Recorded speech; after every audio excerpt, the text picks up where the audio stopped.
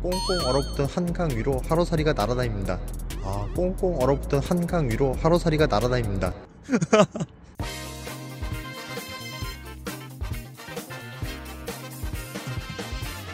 자, 안녕하십니까, 다정한 남자입니다. 저는 지금 이제 하남에 나왔는데, 하남에 있는 한 한강공원에 왔어요. 어디서 이제 오브리더님과 만날 건데, 여기가 하루살이가 진짜 엄청 많다고 또 유명하거든요. 올해도 아니나 다를까 하루살이가 많아졌는데, 특히나 이제 온난화로 올해는 또 비가 더 많이 내린다고 해요. 그러면 온갖 벌레들이 훨씬 많이 나올 건데, 특히 하루살이가 얼마나 많을지 한번 보여드릴게요.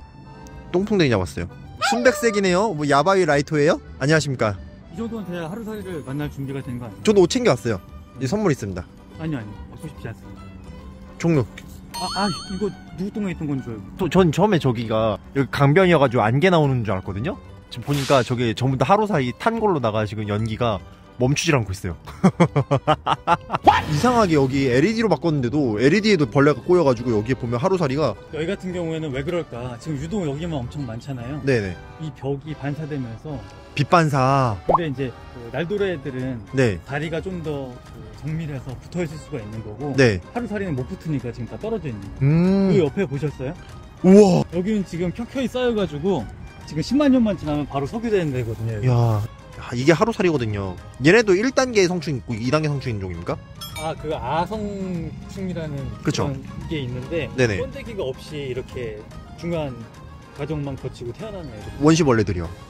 요 하루살이 종류 중에서도 네. 얘들이 에페메라 속에 속하는데, 네. 좀 가장 원시적인 종에 속해요. 근데 여긴 진짜 종류가 좀 섞여 있네요. 지금 보니까 동양 하루살이랑 봄천이 하루살이 뭐 그런 것도 좀 섞여 있는 것 같은데요. 봄천이 하루살이는 좀 다르게 생겼고, 요거잖아요. 요게 걔네. 봄천이 하루살이잖아요. 잠깐만요. 요거는 날도래라고, 강도래라고 하셨네요. 날도래요. 얘네들도 이제 강이나 이런 데서 서식한 애들인데 너무 많다. 근데 여기 이 정도면은 그냥 여기에만 지금 한 수만 마리 몰려 있는 것 같죠? 와, 이게 다 하루살이 죽은 무덤인 거죠? 저도 방금 왔어. 네. 와, 진짜 많다. 근데 얘네가 많다는 게 사실 사람한테 보기 안 좋을 뿐이, 사실 자연 생태학적으로는 얘네가 많아지는 게 전혀 나쁜 건 아니지 않습니까? 이게 뭐 여러 가지 의미일 수도 있는데, 네. 좀 심오한 얘기라 가지고.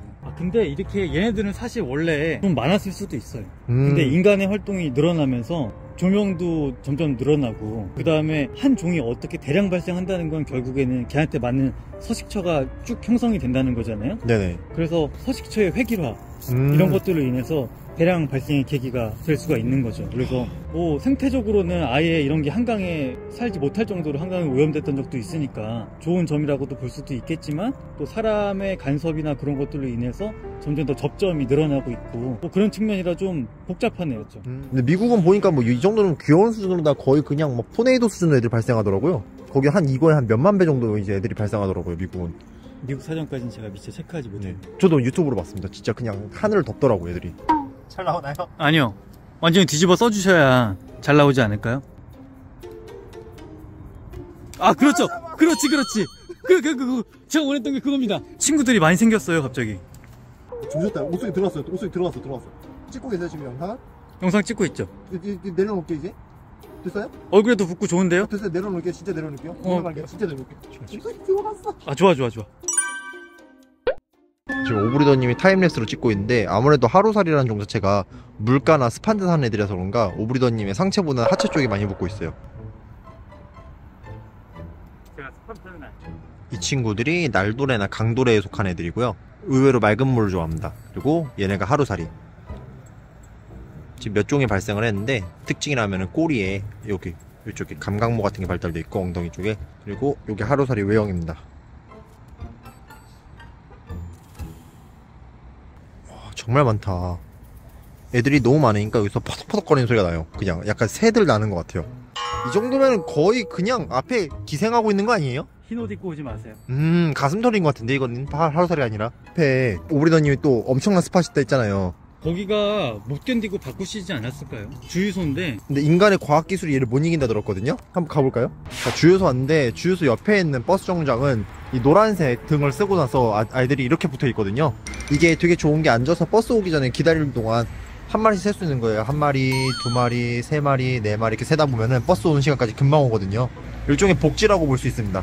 근데 옆에는 작년에 엄청 하루살이로 테러 맞았던 주유소인데 올해는 LED로 싹 바꿔서인지 하루살이가 작년에 비해서 훨씬 줄어들었어요. 와, 여기가 저녁에 문 닫을 때 그때 애들이 한참 붙고 나서 닫는 것 같아요. 그러니까 아직까지 남아있는 거죠, 이렇게. 근데 오해하면 안 되는 게 이 하루살이가 사람을 공격하지는 않습니다. 보기가 흉할 뿐이지 사람한테 뭔가를 데미지를 주는 건 전혀 없는 생물이긴 합니다. 오브리더님이 새로운 포인트라고 데려와 주셨는데 지금 문제가 지금 옷 속으로다가 하루살이들 기어 들어가지고 지금 얘들이 동양 하루살이라고 부르는 게 학명이 에페메라 오리엔탈리스거든요. 그래서 동양 하루살이로 아마 분명히 지어진 것 같은데 이 에페메라 속에는 4종류가 있어요.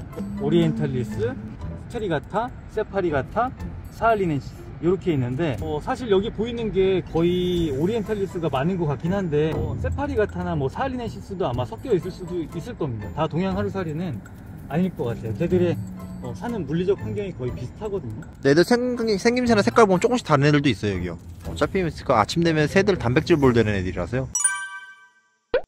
근데 하루살이가 이렇게 많음에도 지금 보면 날아다니는 애들이 그렇게 많지는 않거든요. 그러니까 초저녁에 그때 애들이 한 번에 비행을 쫙 하고 나서 이제 한 늦은 시간 거의 정오쯤 있잖아요. 애들의 비행률이 확 떨어지는 것 같아요. 한 가지 팁이라면은 너무 이른 시간에는 좀 불을 살짝 껐다가 이제 좀 더 늦은 시간에 그때 불을 켜면은 애들의 이제 발생을 조금 더 막을 수 있어요. 근데 단점이라면은 인근에 있는 다른 지역에 이제 애들이 더 좌표가 찍힐 수도 있다는 거긴 한데요.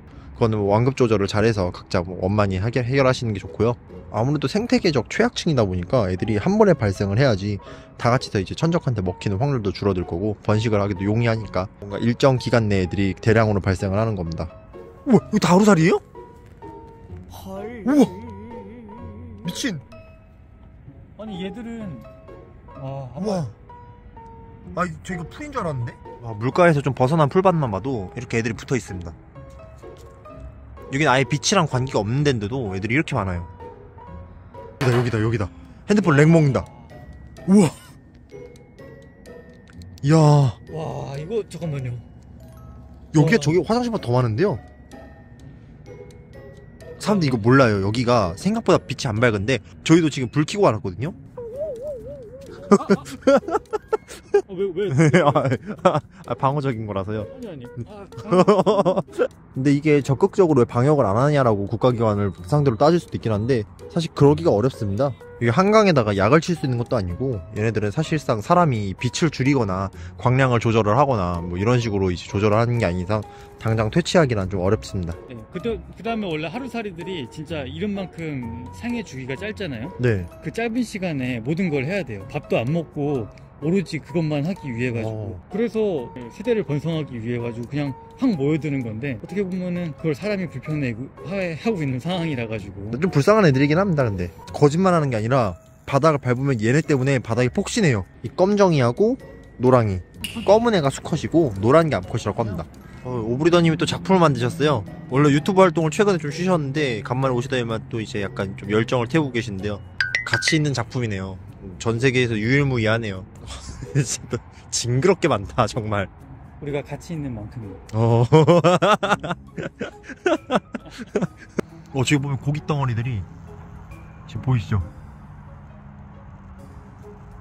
근데 저렇게 많으면 한번 폭발하지 않을까 싶기도 해요. 근데 감히 말하자면 약간 의미가 없는 느낌이 좀 들긴 합니다. 사실 저거. 저는 세스코 좋아합니다. 광고 주시면 진짜 열심히 찍어볼게요. 세스코 대표님. 저거 하루 종일 작동시키는 거에 대해서는 좀 다시 한번 더 생각을 해보는 게 어떨까 싶습니다. 꽁꽁 얼어붙은 한강 위로 하루살이가 날아다닙니다. 꽁꽁 얼어붙은 한강 위로 하루살이가 날아다닙니다. 오브리더님의 꿀팁. 애들 배에 저 무늬가 애벌레 때도 그대로 있대요.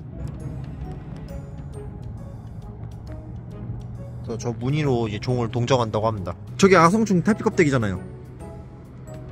저기서 이제 한 번 더 탈피를 하면 이제 하루살이가 되는 거거든요. 채집이 끝났고 이제 잡아왔던 하루살이들은 저희 매장 곤충들 먹이로서 좀 주도록 하겠습니다. 제가 저번 애니멀 포럼 때 전시했던 우리 불개미들인데 얘들한테 또 하루살이가 그렇게 좋거든요. 하루살이를 그 시기마다 잡은 다음에 얼려놓고서는 냉장고에서 꺼내가지고 한 번씩 먹이로 주거든요. 그러면은 되게 좋습니다. 이 개미 먹이로도 좋고 저희가 또 콩벌레 키우는데 콩벌레한테 먹이로도 좋아요. 저희도 보면 1대1로 다 개미가 레이드 뛰고 있죠. 이처럼 하루살이는 엄청 다양한 생물들의 먹이로서 사용되거든요. 하루살이들을 퇴치한다고 뭐 그걸 공약으로 이제 내세우기도 하는데, 사실은 그냥 하루살이는 생물의 먹이로서 이제 자리를 잡아야지 다른 생물들도 함께 같이 잘 사는 거거든요. 얘네 천적 물고기 중 하나가 그 모래무지라는 애들이 있거든요. 걔네가 얘네 애벌레를 정말 잘 잡아먹는데, 오히려 그런 물고기들이 더 많아지는 게 좋지 않을까 싶습니다. 여기는 제가 키우는 콩벌레들 사육장이거든요. 여기 보면은 굴뚝 양주며느리라고 얘네들의 파충류 똥을 분해를 잘해가지고 키우고 있는데, 여기다가도 몇 마리 좀 부어줄게요. 그럼 하루살이가 죽으면은 얘네들이 분해를 하는데, 하루살이 몸에 있는 키틴질이 얘네들을 성장하는 데 있어서 되게 도움이 많이 되거든요. 이렇게 넣어놓으면은 나중에 죽은 개체들을 얘네가 분해를 합니다. 영상은 마무리할게요. 감사합니다.